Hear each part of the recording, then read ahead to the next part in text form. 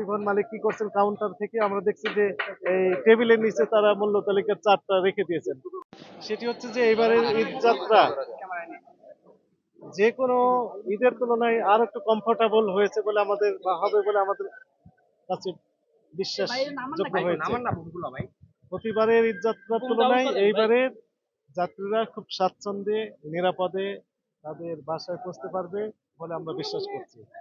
আমরা এই Mohakhali bus stand, Abdullahpur bus stand, Saidabad bus stand, Jatrabari bus stand, Gabtoli bus stand সহ অন্যান্য যে বাস স্ট্যান্ড গুলো রয়েছে সবগুলোই আমরা মনিটরিং করছি। আমাদের টিম রয়েছে প্রত্যেকটা বাস স্ট্যান্ড গুলোতেই আমাদের একবার দুইবার করে যাওয়া হচ্ছে।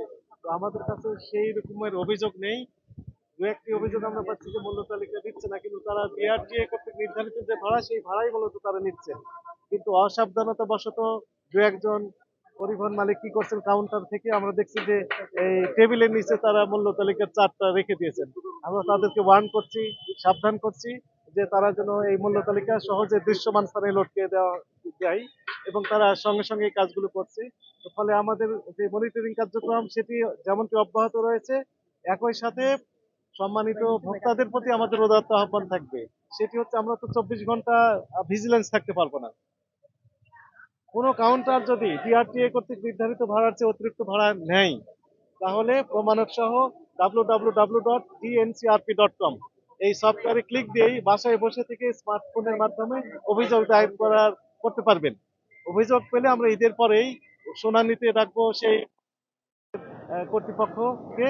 সেখানে শুনানিতে অভিযোগের সত্যতা প্রমাণিত হলে দণ্ড আরোপ করা যাবে এবং প্রতিকার দেওয়া যাবে।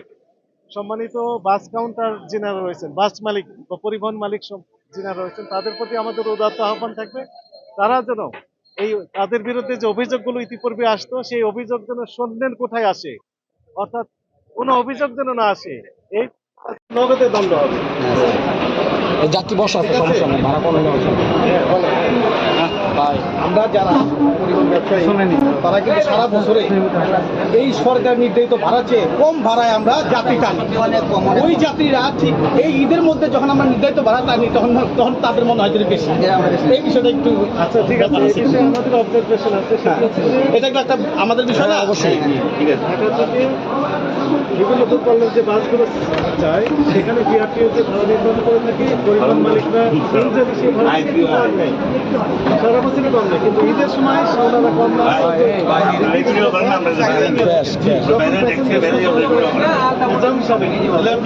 বেশি ভাড়া ভাই এনে তো তাহলে আপনারা কথা বলেন, আমরা যাই গিয়া ভাই এখানে আমার যাত্রী আছে, আমি যাত্রীর সাথে কথা বলবো। ভাই ভাই কি দেন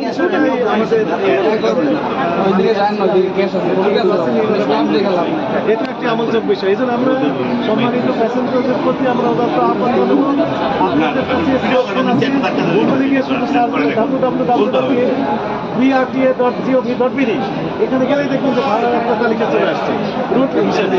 ওখানে গিয়ে আপনি দেখতে পাবেন যে আসলে কত টাকা ভাড়া নির্ধারণ করা আছে এবং আপনার কাছে কত টাকা আপনি কমপ্লেন দায়ের করেন। কমপ্লেন দায়ের করার যে www.dncrp.com এখানে আপনি স্মার্টফোনের সাথে বাসায় অভিযোগ